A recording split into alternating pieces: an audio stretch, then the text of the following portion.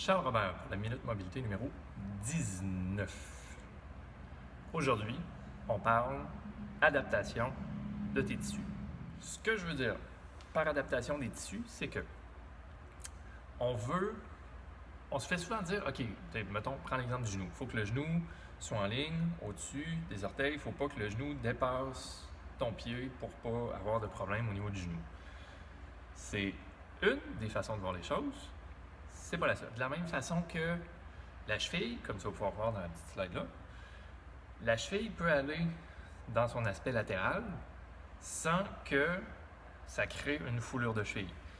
Donc, ce que je veux dire par adaptation des tissus, c'est que toute position à laquelle le corps n'aura pas été exposé de manière répétée sur une période plus prolongée,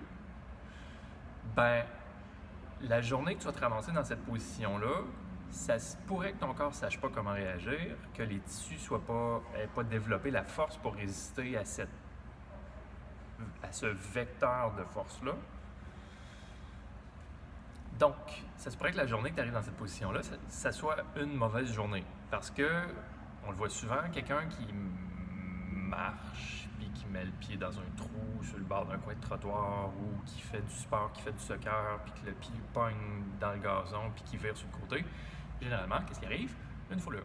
Ce qu'on veut essayer d'éviter, c'est préparer les tissus à l'avance en utilisant un des principes qui vient de l'anglais, qui s'appelle SAID, S-A-I-D.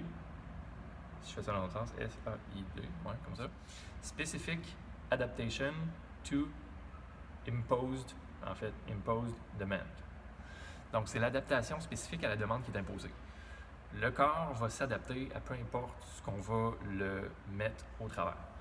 Donc, l'idée de base, c'est qu'on veut exposer les articulations à différents vecteurs de force pour créer du contrôle et créer de la résilience à l'intérieur de ces vecteurs de force-là.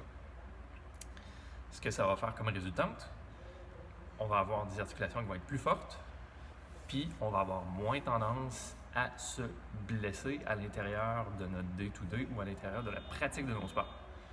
Donc, c'est vraiment une des façons d'aborder différemment la mobilité. Évidemment, si tu as déjà des blessures existantes, c'est à prendre vraiment délicatement parce que certains vecteurs, des fois, peuvent mettre beaucoup de tension sur certains tissus. Mais au final, si ton objectif, c'est de bouger dans différentes directions, dans différentes orientations, ça peut être une bonne idée de préparer ton corps en conséquence. Donc, on aura plus tard des exercices plus spécifiques en suivant ces concepts-là, mais garde ça en tête que tu ne veux pas toujours rester dans un alignement parfait parce que le corps est en mouvement, puis on a besoin de s'entraîner pour supporter ces positions-là en mouvement. Fait que c'était Charles Robert pour la Minute Mobilité numéro 19.